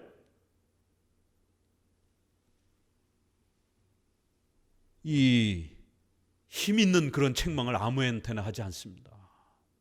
왜? 못 받아들여요. 시험에 듭니다. 그렇기 때문에 우리 성도들 입장에서 정말 목회자가 눈물이 쏙 빠지도록 야단치고 책망할 때도 견딜 수 있는 이 정도의 수준이 되면 정말 믿음이 훌륭한 겁니다. 믿음이 상당히 깊이가 있는 거예요. 아니 생각해 보세요. 평생을 살면서 어떻게 실수를 안 하겠습니까? 인간인데. 우린 불완전 성화를 교리적으로 가르치는데 목회자도 실수를 하기 때문에 목회자는 성도들한테 혼나는 게 아니라 노예에 가서 혼나는 거예요. 선배들한테 또 신학자한테 총회에서 또 혼나고, 노예에서도 이렇게 목사님들이 선후배지간에 이렇게 밥 먹을 때도 그렇고 또 이렇게 회의할 때도 그렇고 막 야단칩니다. 아이 뭐 후배가 그렇게 이렇게 할 수 있냐, 이런 인격적인 부분에 대해서도 그렇고, 또 회의할 때는 어떻게 그렇게 말씀하실 수가 있냐 말이야. 이렇게 비판하면서 평가하면서 그런 토론을 합니다. 성도는 목회자에게 책망을 받는 것이에요. 이게 질서인 겁니다. 그래서 정말 호되게 때로는 눈물이 쏙 빠지도록, 우리 목회자도요, 근신, 정직, 면직까지도 받을 수 있어요. 그렇다고 삐져가지고 화가 나가지고 그 교단 떠나버리면 정말 그 목사는 수준이 떨어지는 겁니다. 어떤 사회에서 내가 면직을 당하면 그 교단에 평신도로 근신하며 남아있는 겁니다. 그게 진짜 성도죠. 목사도 성도이면서 목사니까 비록 내가 목회직은 이제 그만두더라도 그 교회에, 그 교단에 성도로서 남아있어야 될 것 아니겠어요. 근데 벌써 삐져가지고 화가 나가지고 다른 교단을 가버립니다. 그래 놓고는 성도들 앞에 책망받을 때 이 교회에 남아있어야 된다라고, 본인은 교단에 속해 있지도 않으면서 화가 나가지고 이 교단 저 교단 그렇게 철새처럼 옮겨다니면서 이러니까 엉망이 되는 거예요. 디도서는 바로 그런 부분들을, 일단 거짓 목사들을 먼저 훈계하고 바로잡고, 이제 뒷부분에 가서는 여기 바른 교훈으로 권면하고, 이런 표현이 이제 뒤에 또 나옵니다. 이제 성도들을 향해서 권면도 하고 책망도 하고 훈계도 하라는 이제 이런 표현들이 이제 연속적으로 계속 나옵니다. 자, 책으로 돌아가서 할레파는 유대교와 기독교를 섞은 혼합주의자들입니다. 특히 이들은 신앙과 경건만을 지나치게 강조하면서 극단적인 금욕주의를 추구했습니다. 깨끗한 자들에게는 모든 것이 깨끗하나 더럽고 믿지 아니하는 자들에게는 아무것도 깨끗한 것이 없고 오직 저희 마음과 양심이 더러운지라는 말씀에서 알 수 있듯이, 이들은 의식주와 관련된 부분을 더럽게 취급하는 극단적 이원론자들이었습니다. 이런 구절을 읽고 이 구절이 금욕주의자들에 해당이 되는 표현이라는 것을 읽어내실 수 있어야 돼요. 디모데 전서에서는 뭐라 그래요? 혼인을 폐하고 식물을 금지시키는 이런 금욕주의가 있었죠. 근데 여기서는 깨끗한 자들에게는, 우리 성도들에게는 의식주와 관련해서 모든 것이 자유입니다. 성경에서 명백하게 죄라고 말하는 것 빼놓고 나머지 부분은 얼마든지 자유인 거예요. 성도들이 돈을 자유롭게 사용할 수 있는 겁니다. 돈이 더러운 게 아닙니다. 그런데 금욕주의자들은 돈이 더러운 것처럼, 성이 더러운 것처럼, 국가가 더러운 것처럼, 회사가 더러운 것처럼, 이렇게 온갖 것들을 더러운 것처럼 이렇게 취급하는 거예요. 아니요, 깨끗한 자들, 우리 성도들에게는 모든 것이 깨끗하다라는 거예요. 믿음으로 우리가 얼마든지 사용하면, 바르게 사용하게 되면 우리의 의식주의 모든 것들을 합법적으로 우리가 사용할 수 있어요. 그렇지만 더럽고 믿지 아니하는 자들에게는 아무것도 깨끗한 것이 없고 오직 그들의 마음과 양심이 더러운지라. 이 금욕주의자들한테는 이것도 죄, 저것도 죄, 이것도 죄, 이것도 더러운 것 같아, 저것도 더러운 것 같아, 이렇게 폐쇄적으로 살아가게 된다는 거예요. 이렇게 주장하는 목사들이 등장하고 있다는 거예요. 지금 이런 자들 조심하라는 겁니다. 이런 형태의 금욕주의는 예전이나 지금이나 성도들의 재산과 가정을 심각하게 파괴합니다. 그래서 가정을 망가뜨리고 집안이 망한다라고까지 이렇게 아주 엄중한 경고를 하는 거예요. 극단적 청빈론에 빠지게 되면요, 성도들 평생에 가난하게 살아야 됩니다. 바울은 이미 디모데전서에서도 혼인을 금하고 식물을 폐하라고 주장하는 영지주의자들을 비판하면서 의식주는 바르게 사용하면 문제되지 않는다고 가르쳤습니다. 디도서 1장 15절에서도 의식주 자체가 더러운 것이 아니라 불신앙적인 인간의 악한 마음이 더러운 것이라고 구별해 주었습니다. 개혁주의는 이런 문화관을 일반은총으로 가르쳐 왔습니다. 우리 성도들은 월세에서 전세에서 자가로 이렇게 자본주의 사회에서 최소한 가족들하고 주거가 안정이 되도록 열심히 경제 공부하고 열심히 저축 근검 전략하고 이렇게 해서 자산을 늘려가셔야 됩니다. 자본주의 사회에서 까딱 질병이 걸리고 어떤 위험한 것에 노출이 되게 되면 그 누구도 의료비를 대주지 않습니다. 저희 어머니도 개척하고 나서 얼마 안 있다가 아주 가난한 개척교회 있을 때 혈압으로 쓰러지셔갖고 수술을 해야 되는데 돈이 없어서 돌아가셨어요. 제가 의사 선생님을 붙잡고 돈이 없습니다. 수술을 감당할 수가 없습니다. 수술을 못하겠습니다. 이모 친척들이 오셔가지고 돈을 조금 주시면서 이거라도 보태가지고 수술을 한번 좀 해보는 게 어떻겠니? 그 돈 갖고는 택도 없는 거예요. 이게 현실입니다. 저는 돈이 없어서 혈압으로 쓰러지신 어머니를 수술 한번 못 해보고 뇌출혈을 수술 한번 못 해보고 운명하시도록 방치를 할 수밖에 없었어요. 손을 쓸 수가 없었습니다. 그렇기 때문에 더더욱 저는 우리 성도들에게 그때부터도 청년들에게 경제적 자립해야 된다. 자본주의 사회에서 경제적 자립하지 못하면 돈이 없어서 치료받지 못하고 죽는다. 자식들이 죽어나가는 것을 눈앞에서 보고 있어야 된다. 정신 차려야 된다라고. 노년에 휴지 주스면서 다니면서 남한테 구걸하면서 손 벌리면서 살아야 된다라고. 친척한테 손 벌려도요 잘 안 도와줍니다. 얼마나 그 비굴하고 얼마나 비참합니까? 정신 차리셔야 돼요. 근검전략하면서 알뜰살뜰 모아서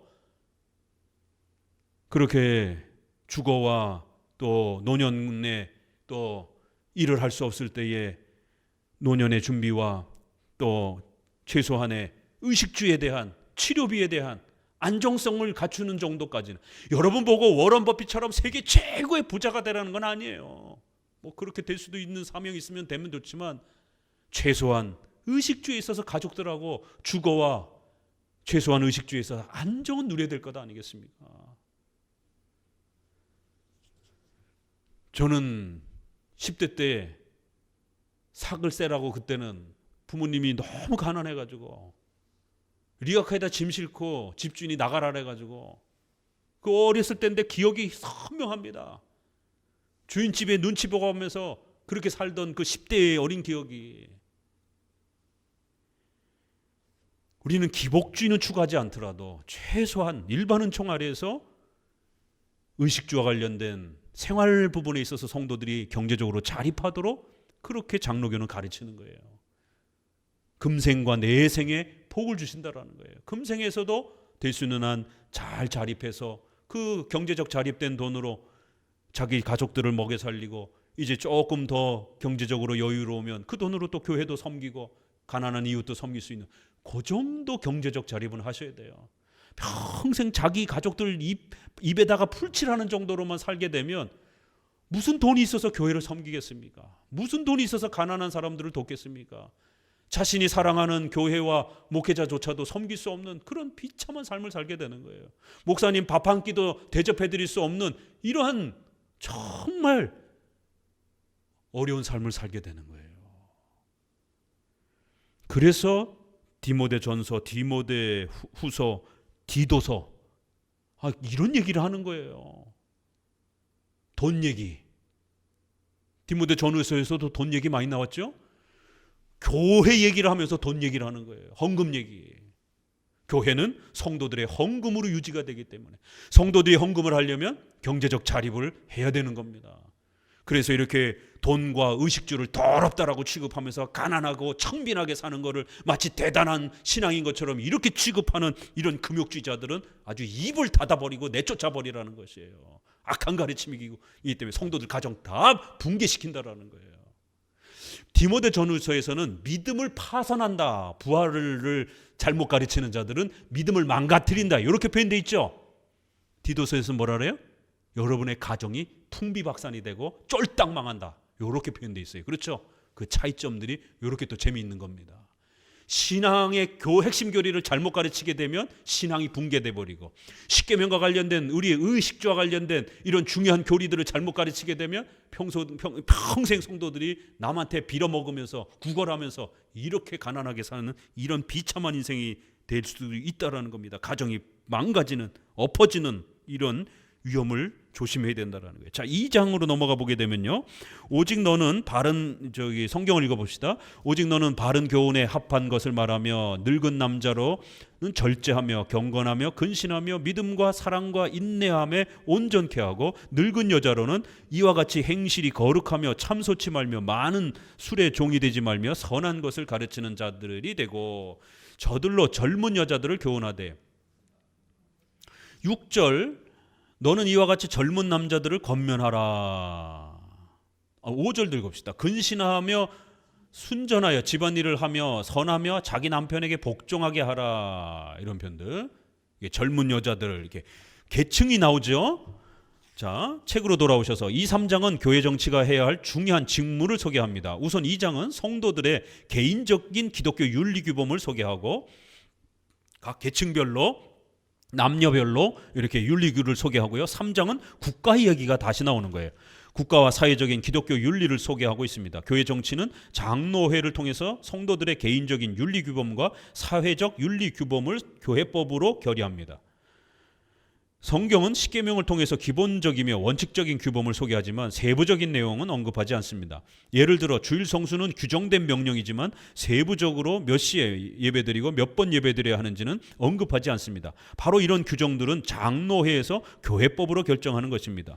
이 교회법이 성경의 원리 안에서 덕스럽게 결정되면 신적인 법으로서의 권위를 갖습니다. 바울은 이 장로회와 교회법의 신적 권위를 너는 이것을 알고 권면하며 모든 권위로 책망하여 누구에게든지 업신여김을 받지 말라고 언급하여 더욱 강화시켰습니다. 이렇게 보세요. 목사의 역할이 모든 그 권위, 위탁받은 권위를 가지고 권면도 하고 말도 하고 책망도 하고 이렇게 설교도 하고 신방을 통해서 개인적으로 또 권면도 하고 또 때로는 잘못했을 때는 책망도 하는 겁니다. 그래서 목회자로부터 책망을 받을 때 절대로 우리 성도 여러분 마음 상하지 마세요. 시험에 들지 마세요. 책망을 받을 때 그 책망을 은혜롭게 감사함으로 잘 받는 것, 그게 진짜 성도입니다. 그래서 우리가 교회의 3대 표지, 말씀, 성례, 권징 이렇게 표현하는 겁니다. 공적인 표지인 거예요. 그러면 적어도 그런 교회에 몸담을 수 있는 성도 개인의 표지는 뭐예요? 이런 교회에 참여하는 겁니다. 사탄은 우리 성도들이 목사로부터 야단 맞을 때에 그 서운함을 우리 마음속에 자꾸 집어넣으려고 그래요. 그래서 목사님한테 서운한 감이 자꾸 생겨요. 자꾸 마음에 점점 더 생겨요. 그러면 이제 목회자하고 트러블이 생기게 됩니다. 그럴 때 조심하셔야 돼요. 사탄이 성도들과 목회자의 관계를 이간질할 때에 이 서운함을 아주 중요한 무기로 사용합니다. 잘하는 것을 칭찬할 때는 상관없어요. 야단치고 책망할 때. 목회자가 야단을 안 칠 수가 없잖아요. 반드시 목회자는 이렇게 책망을 해야 되는 또 이 무거운 직분을 감당해야 됩니다. 목사 이런 지도자는 책망을 해서 쫓아내야 되는 거고, 성도들은 책망을 해서 또 훈계해서 잘 성장하도록 또 이렇게 목회를 해야 되는 겁니다. 디도서 2장 1절은 오직 너는 바른 교훈에 합한 것을 말하여 라고 언급하여 기독교의 윤리의 모든 규범은 오직 성경에 기초해야 한다고 우선적으로 강조합니다. 이 토대 위에서 늙은 남자, 늙은 여자, 젊은 남자, 종 이렇게 기독교 윤리를 제시합니다. 여기서 소개하는 성화의 덕목들은 방언이나 능력 체험이 아니라 인격적인 성장을 말하는 겁니다. 즉 늙은 남자에게는 절제와 근신을 요구하며 늙은 여자들은 남을 모함하거나 욕하는 말을 하지 말라고 엄히 경고합니다. 우리 연세 드신 우리 분들, 집사님이나 연세 드신 여성분들 이 9절, 2장 3절 뼈에 새기셔야 됩니다. 이 여성들이 실수를 많이 하는 거예요. 이 여성들은 남자보다 언어가 발달이 돼 있어서 남자들은 하루에 5,000단어를 말하고요. 여성들은 25,000원에서 3만 단어를 쓴다고 그럽니다. 여성들은 말하는 걸 굉장히 좋아합니다. 남자들은 운동하고 뛰고 이런 걸 좋아하는 거죠. 근육이 더 세니까. 그러나 여성들은 이렇게 대화하는 것을 좋아합니다. 대화를 통해서 위로도 받고 대화를 통해서 이렇게 삶의 의욕을 느낍니다. 근데 이 대화가 뒷담화가 되면 이제 상당히 위험해집니다.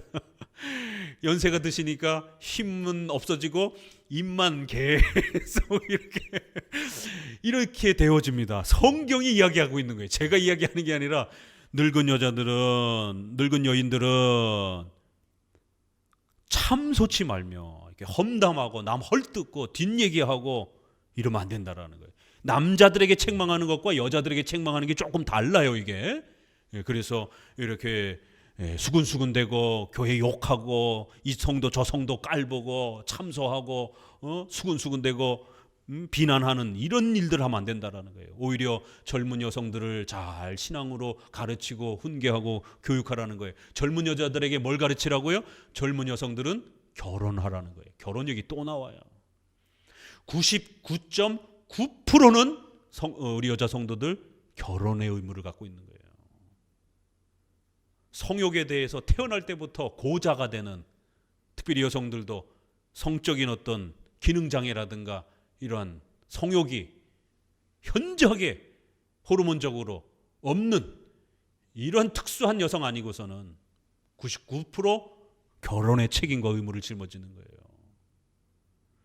나이가 이렇게 혼기를 놓친 자매들도 하나님께 기도하셔야 됩니다.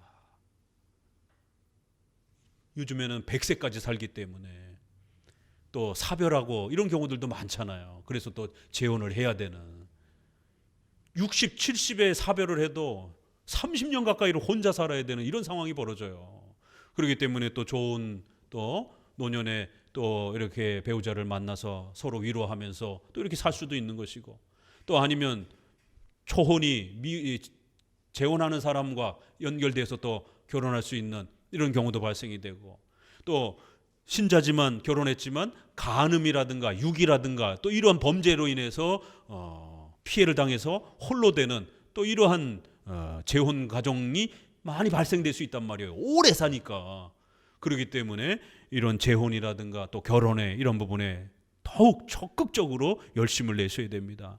왜냐하면 하나님은 가정 중심으로 이런 모든 역사를 펼쳐내시기 때문에 그래요. 그래서 디도서에서도 다시 한번 젊은 여성들에게 요즘에 페미니즘이 확대돼 가지고 이렇게 혼자 살고 뭐 이렇게 사는 거를 아주 여성들의 어떤 권리고 그것이 멋있는 것처럼 이렇게 자랑하지만 가장 결혼이 필요로 한 대상은 여성들입니다.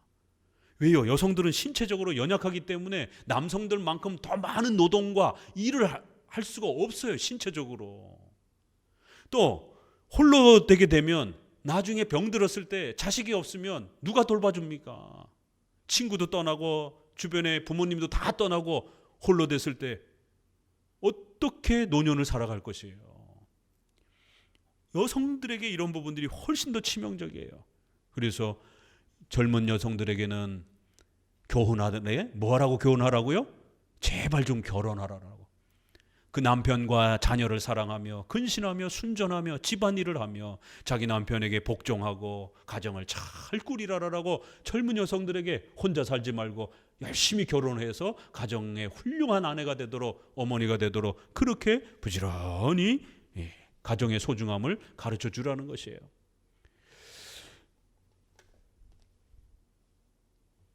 자, 책으로 들어오셔서 여자들은 말을 많이 하고 좋아하다 보니 자칫 남자들보다 말에 실수를 많이 하기 때문에 더욱 이 부분을 당부시켰습니다. 여자들에게는 남편과 자녀를 사랑하고 이런 집안일을 잘하며 이렇게 가정을 잘 돌보라고 권면합니다. 바울은 1세기 당시 결혼과 성을 더럽게 취급하는 금욕주의가 팽배했기 때문에 결혼의 이 의무와 거룩성을 더 많이 강조해 준 겁니다. 오늘날 이렇게 페미니즘이 강조되고 동성애라든가 이런 것들이 강조될 때에 우리는 더더욱 가정을 소중하게 여기고 결혼의 이 소중함을 강력하게 교회가 가르쳐야 되고, 우리 부부들이 아이들을 많이 낳아서 양육하도록 이렇게 가르쳐야 됩니다. 마치 오늘 사회에 거꾸로 가는 이런 세계관이지만 이게 축복을 받는 그러한 성경적 세계관이라는 겁니다. 이 모든 계층의 기독교 윤리는 단순한 도덕 실천이 아니라 십계명을 실천하여 하나님의 영광을 드러내는 거룩한 신적 윤리입니다. 그래서 각 윤리를 언급하면서 이는 하나님의 말씀이 회방을 받지 않게 하려 함이니라. 교훈이 부패치 아니하게 함이라. 하나님의 교훈을 빛나게 하려 함이라고 반복합니다. 우리 젊은 여성도들이 열심히 결혼해서 가정을 잘 가꾸고 아이를 많이 낳아서 양육해 주는 것, 이게 독박 육아, 독박 결혼 이런 게 아니라 하나님의 말씀을 빛나게 하는, 하나님의 소명을 받는, 실천하는 어마어마한 사명들이라는 거예요. 이렇게 칭찬해 줍니다. 하나님의 교훈이 빛나게 하는 그런 엄청난 희생과 순종들이라는 거예요. 이와 같이 교회 정치는 성도들이 십계명을 바르게 실천할 수 있도록 각 시대마다 장로회를 통해서 말씀을 구체적으로 적용시키는 거룩한 활동입니다. 따라서 바울은 우리를 양육하시되 경건치 않은 것과 이 세상 정욕을 다 버리고 근신함과 의로움과 경건함으로 이 세상을 살고라고 당부하여 장로회는 성도들의 삶이 더 거룩해져 가도록 도와야 한다고 명령합니다. 여기 어디 성령설의 은사 체험이 있어요. 경건하게 의로움과 근신함으로 가정을 잘 돌보면서 이렇게 인격적으로 성장하라라고 이렇게 당부합니다. 교회 정치가 바르게 집행되면 성도들의 성화가 더 성장되고 동시에 이웃에게도 복음을 전할 수 있는 전도의 기회가 됩니다. 그래서 바울은 모든 사람에게 구원을 주시는 하나님의 은혜가 나타나라고 말합니다. 여기서 말하는 모든 사람이라는 말은 한 명도 빠짐없이 구원받는다라고 하는 이런 보편구원론, 만인구원론 의미가 아니라 디모데전서 2장의 모든 사람이라는 이 단어처럼 모든 계층을 의미하는 겁니다. 그러면 우리가 전도를 많이 할 수 있게 된다 이런 뜻이지 모든 사람이 구원받는다 이런 뜻은 아니에요. 모든 계층에게 우리 그리스도인들이 빛과 소금의 역할을 감당하면서 그렇게 유대인이나 이방인이나 모든 사람들에게 우리가 전도할 수 있는 전도의 문이 열린다라는 거예요. 그러나 크리스찬들이 악하게 살게 되면 모든 계층들로부터 전도의 문이 막혀버리는 것이죠. 본문 자체도 구원을 주시는 하나님의 은혜가 모든 사람에게 나타나, 이게 모든 계층에게 이런 전도의 기회가 나타나 이렇게 읽어야 되는 거예요. 즉 유대인이나 이방인이나 부자나 가난한 자나 왕이나 시민이나 차별하지 말고 모든 사람에게 복음이 나타나도록 해야 한다라는 것이에요. 성도들이 성화와 기독교 윤리에 힘써야 하는 것은 이 선행으로 구원을 만들 수 있다는 공로주의를 강조하기 위함이 아닙니다. 우리를 깨끗하게 해서 선한 일에 열심하는 친백성이 되게 하려 하심이라는 말씀처럼 구원받은 백성들이 하나님의 자녀로서의 열매를 맺어야 하는 목적 때문입니다. 이 표현에서 백성이 되게 하려 하심이라는 구절을 정확히 읽어야 합니다. 선행을 통해서 하나님의 백성이 된다, becoming 이런 개념으로 되어져 간다, 착한 일을 많이 해야 하나님의 백성이 점점 되어져 간다 이렇게 읽으면 공로주의가 돼요. 행위구원이 됩니다. 유보적 칭의가 돼요. 우리가 착한 일을 많이 해서 구원이 점점 만들어져 간다 이런 뜻이 아니라 구원이라는 단어는 칭의에도 쓰고 성화에도 복합적으로 성경은 자유롭게 씁니다. 백성이 되어가는 의미가 아니라 자녀이기 때문에 선한 열매를 맺어야 한다는 의미로 이렇게 읽는 겁니다. 즉 선한 일을 위하여 지으심을 받은 자니라는 에베소서 말씀처럼 선하기 때문에 구원받은 것이 아니라 구원받은 자녀이기 때문에 선행을 위해서 살아야 한다라는 것입니다. 이렇게 선한 일에 열심을 내는 그러한 훌륭한 성도들로 그렇게 자라가게 된다, 열매 맺게 된다, 이렇게 선한 일을 맺도록 이렇게 목적으로 읽어야 되는 겁니다. 자, 3장은요 국가와 사회에 대한 기독교 윤리를 소개합니다. 3장 1절을 한번 읽어볼까요? 갑자기 이제 국가론이 소개가 돼요. 너는 저희로 하여금 정사와 권세 잡은 자들에게 복종하며 순종하며 모든 선한 일을 행하기를 예비하게 하며, 이렇게 교회론에서는 국가론이 굉장히 중요하다고 그랬어요. 왜요? 교회의 독립성을 유지하기 위해서. 그래서 웨스민스터 신앙고백 23장에도 국가론이 있는 겁니다. 국가와 교회를 헷갈리게 되면 결국 중세시대처럼 교회가 국가를 지배한다든가 또 성공회라든가 독일 히틀러처럼 또 국가가 교회를 지배하게 되는 이런 일들이 벌어지게 되고 혼동이 일어나는 겁니다. 그래서 국가와 교회는 반드시 정교 구별, 그러나 또 서로 협조하고 돕는 상호 협조라고 하는 이러한 국가와 교회의 일정한 관계를 잘 유지해야 교회가 교회다울 수 있다라는 겁니다. 그래서 국가에 대한 이야기를 요약해 주는 겁니다.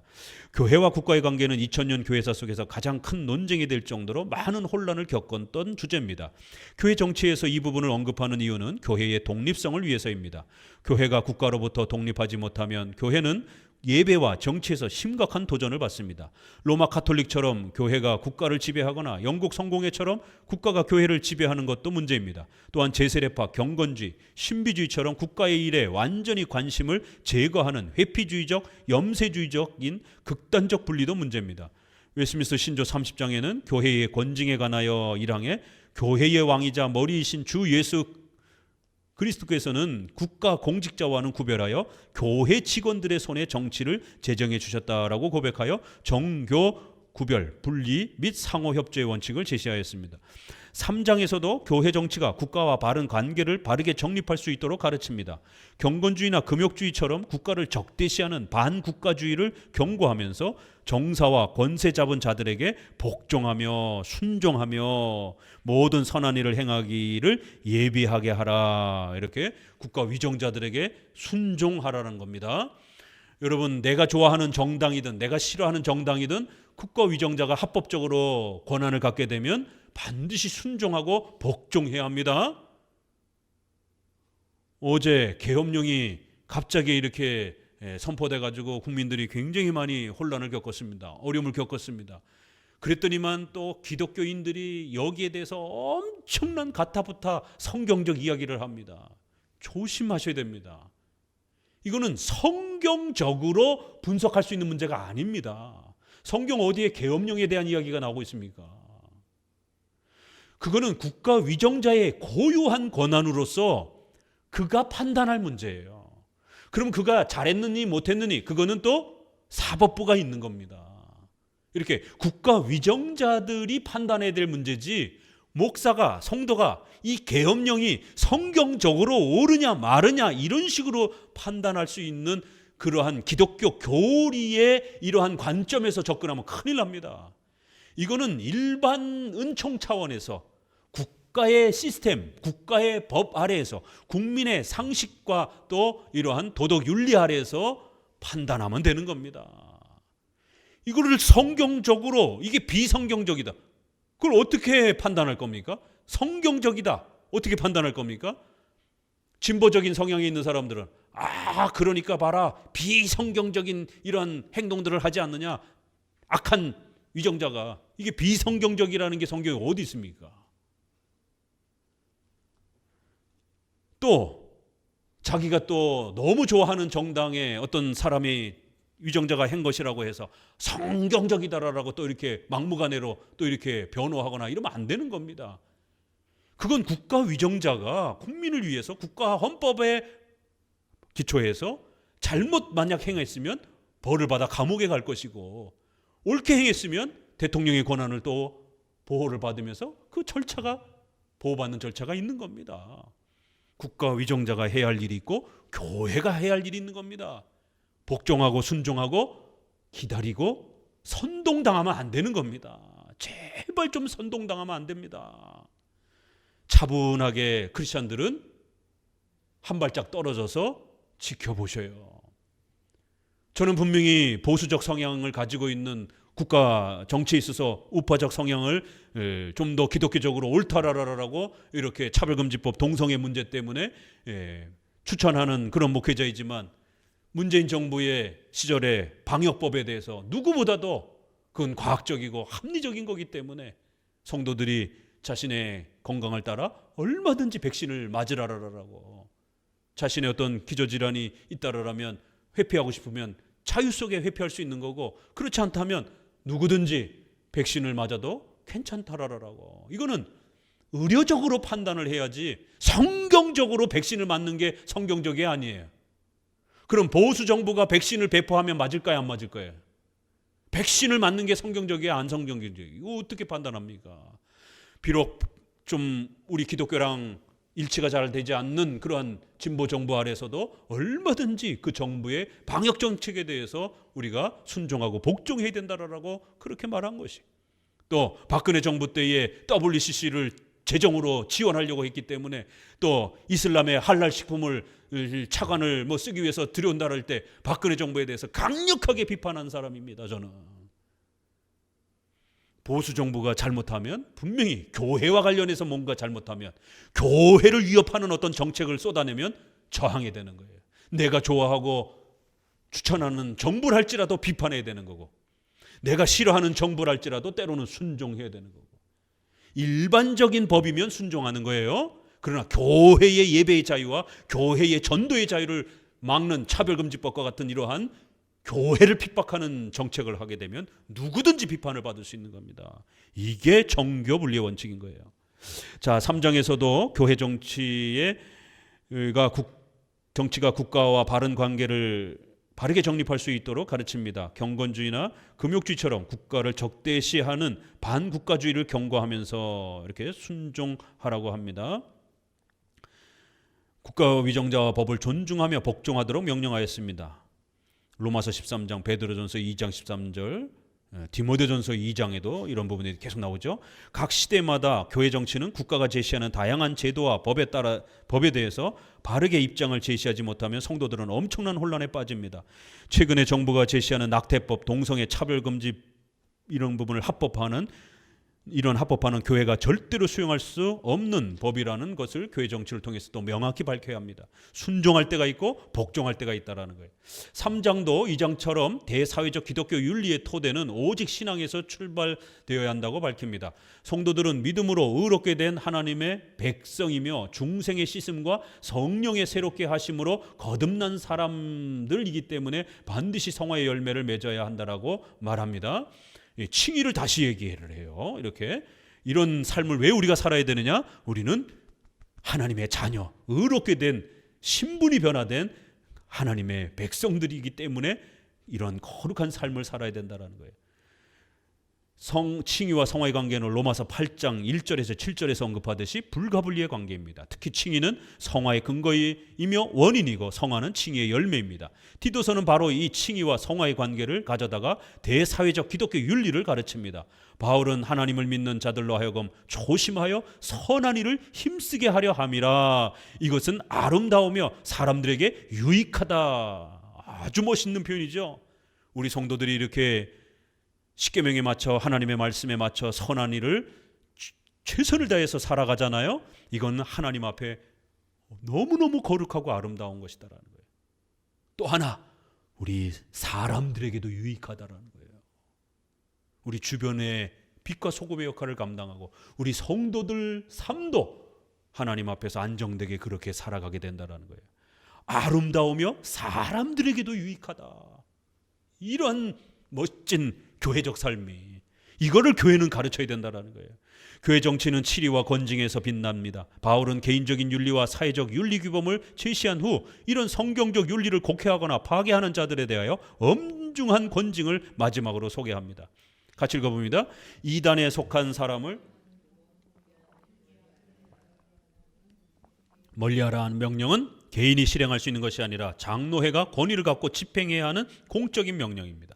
교회의 역사는 항상 잘못된 복음과 교리를 가르치는 거짓 목사들과의 논쟁적 역사입니다.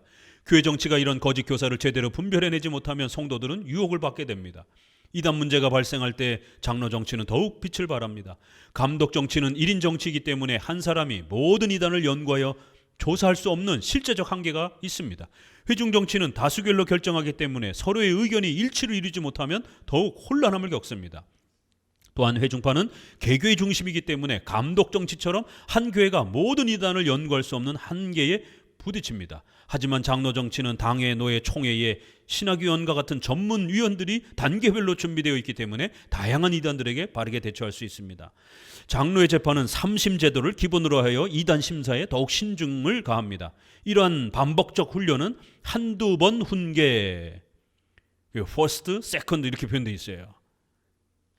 그러니까 이게 딱 한 번만 이런 뜻이 아니에요. 영어에서도 그래서 1, 2, 3 이렇게 표현하지 않고 second, first, second 이렇게 첫 번째 단계, 두 번째 단계 이렇게 표현한 거예요. 영어도 잘 번역해 줬어요. 딱 한 번 이런 뜻이 아니에요. 그리고 스스로 정죄한 자 3장 11절 이 표현에 잘 나타납니다. 이단 심사는 한 사람을 교회로부터 내쫓아야 하는 엄중한 판단이기 때문에 즉흥적으로 편파적으로 하면 안 됩니다. 여러 번에 걸쳐서 철저히 조사해야 하고 죄를 지은 자가 스스로 지속적으로 완고하게 고집스럽게 계속 거짓 교리를 주장할 때 마지막으로 판단하고 내쫓는 겁니다. 성도가 한 번 잘못 말했다고 해서 바로 한 번 심사해 갖고 내쫓는다? 이러면 안 된다라는 거예요. 뭔가 어떤 사람을 출교하고 징계할 때는 스스로, 이 스스로라는 말 안에 아주 놀라운 의미가 있는 거죠.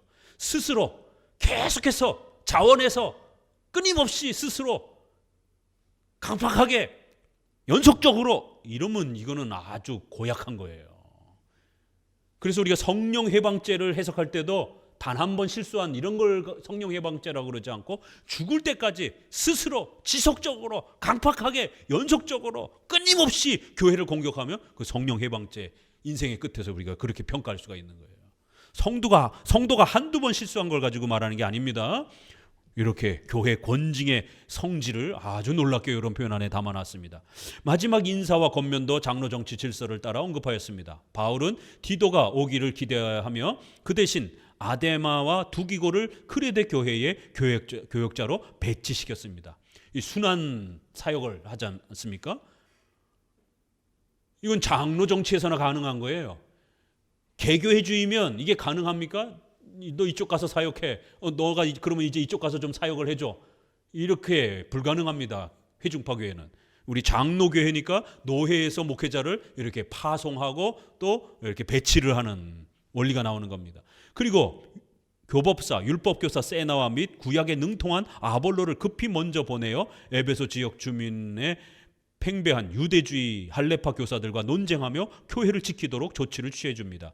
이외에도 바울은 순회 교역자들이 사역을 감당할 때 생활비로 공경에 처하지 않도록 저희로 궁핍함이 없게 하고 필요한 것을 예비하는 좋은 일에 힘쓰기를 배우게 하라고 거듭 강조하여 목회자 사례비를 준비하도록 당부시켰습니다.